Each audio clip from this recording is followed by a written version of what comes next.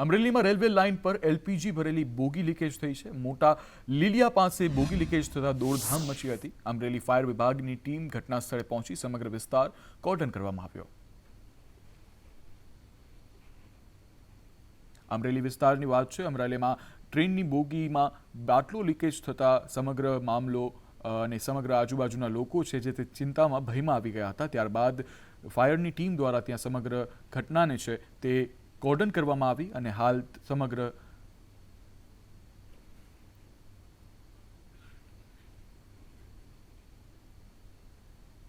ભરૂચમાં ગેલેરીનો સ્લેબ ધરાશયી થતા દોડધામ મચી હતી.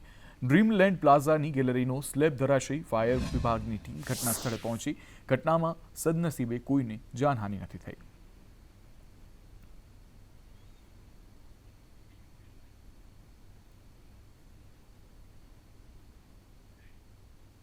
વલ્લભીપુરમાં એસટી ડેપોની ઘોર બેદરકારી સામે આવી છે. મહિલા શૌચાલયમાં છત પડતા મહિલાને ગંભીર ઈજા પહોંચી છે. ઈજાગ્રસ્ત મહિલાને સારવાર માટે હાલ હોસ્પિટલે ખસેડવામાં આવી છે. 3 મહિના પહેલા જ શૌચાલયનું સમારકામ કરવામાં આવ્યું હતું. 3 મહિના પહેલા છત તૂટતા તંત્રની બેદરકારી આવી છે સામે. તંત્રના અધિકારીઓનું ઘટનાને લઈ મૌન સેવાઈ રહ્યું છે. હાલ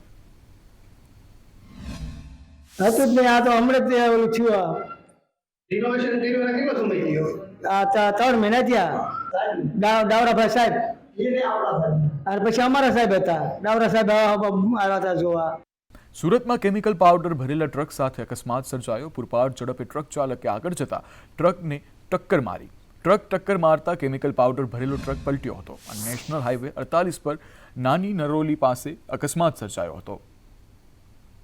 અથડામણમાં કેમિકલ ભરેલો ટ્રક જે છે તે અથડાયો હતો, જેના કારણે હાઈવે નંબર 48 પર આ અકસ્માત સર્જાયો હતો.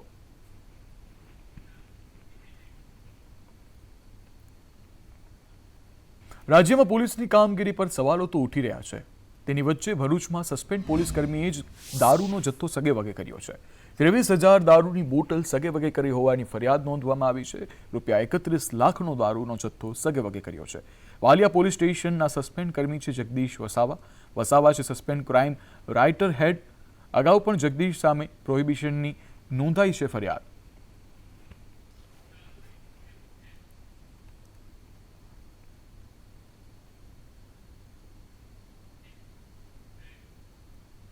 આગળ સમાચાર વાપીથી. વાપીના ચાર્ટર્ડ એકાઉન્ટન્ટ સામે પોલીસ ફરિયાદ નોંધવામાં આવી. નવસારીના બિલ્ડર પાસે છેતરપિંડી કરી હોવાનો દાવો. જીએસટી ભરવાની 63 લાખની રકમની છેતરપિંડી કરી. ફરિયાદીને બોગસ ચલણ પધરાવી છેતરપિંડી કરી હતી. વાપી જીઆઈડીસી પોલીસ સ્ટેશનમાં સમગ્ર મામલે પોલીસ ફરિયાદ નોંધાઈ છે અને પોલીસે સીએની ધરપકડ હાલ કરી લીધી છે.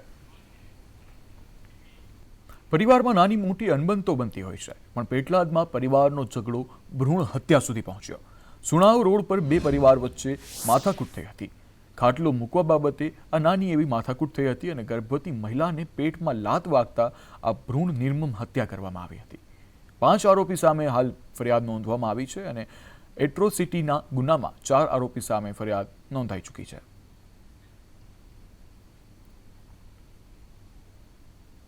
ગુજરાત યુનિવર્સિટી હોસ્ટેલમાં વિદ્યાર્થીઓ વચ્ચે ઘર્ષણની અસર થઈ છે. ગામ્બિયા દેશના પ્રતિનિધિમંડળે કુલપતિની મુલાકાત કરી હતી અને પ્રતિનિધિમંડળે નવી એનઆરઆઈ હોસ્ટેલની પણ મુલાકાત લીધી છે. પ્રતિનિધિમંડળે યુનિવર્સિટીએ લીધેલા પગલાં સામે વ્યક્ત કર્યો હતો સંતોષ. હાલમાં ગામ્બિયાના 30 વિદ્યાર્થી કરી રહ્યા છે ગુજરાત યુનિવર્સિટીમાં અભ્યાસ. શુક્રવારે અફઘાનિસ્તાનનું પ્રતિનિધિમંડળ પણ યુનિવર્સિટીની મુલાકાત લેશે.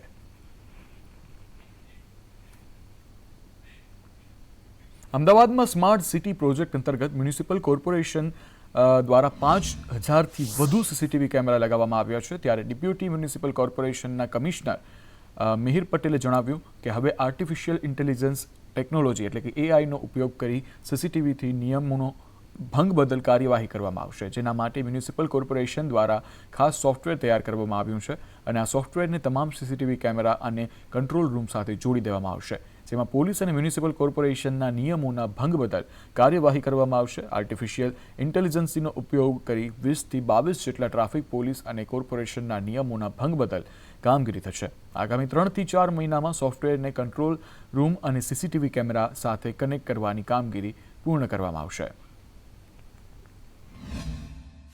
કોર્પોરેશનને લગતી જે વિવિધ યુઝ કેસ કહેવાય જેવા કે રોડ ઉપર પોટ હોલ્સ હોય, કેટલ દેખાતું હોય, ગાર્બેજ દેખાતું હોય, ટ્રક જે માલ સામાન રેતી અથવા એનો માલ સામાન CNCD વેસ્ટનો માલ સામાન લઈને જઈ રહી હોય અને અનકવર્ડ હોય, એવા 6 થી 7 પ્રકારના મ્યુનિસિપલ સર્વિસીસ માટેના યુઝ કેસ પણ એમાં આઈડેન્ટિફાઈ કરવામાં આવશે.